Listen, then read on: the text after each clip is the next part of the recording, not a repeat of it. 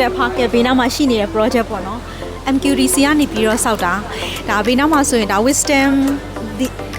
Essence Sukhumvit ပေါ့ဒီမှာဆိုရင် True Digital Park ရဲ့အနောက်ဘက်မှာတော့ project ကလေbuilding 3 ခုရှိတယ်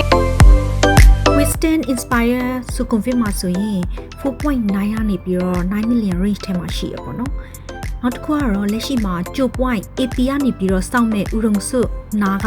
ကြို point project ကလည်းလက်ရှိ True Digital Park နာမှာဖြစ်တဲ့ Cloud 11ကလည်းလာတော့မှာဖြစ်တဲ့အတွက်ကြောင့်မလို့ location ရော investment ရောမိုက်တယ်ပေါ့နော် low rise တိုက်သူတွေအတွက်ကတော့ aspire လာဖို့ရှိရယ်ဥရုံစုလန်ထဲမှာပေါ့နော်ပုံနာဝီတီနဲ့ဥရုံစုနေရာကအရန်ကိုစိတ်တိုင်းကြတယ်ပုံနာဝီတီကြတော့လေ digital mall တွေနဲ့လုံးဝ update ဖြစ်နေပြီးတော့ဥရုံစုကလည်းအစားတောက်အရန်များတယ်အစားတောက်ပေါ်တယ်ပေါ့နော် location က investment လုပ်ဖို့အတွက်အရန်မိုက်တယ်နေလို့ကောင်းတယ်နော်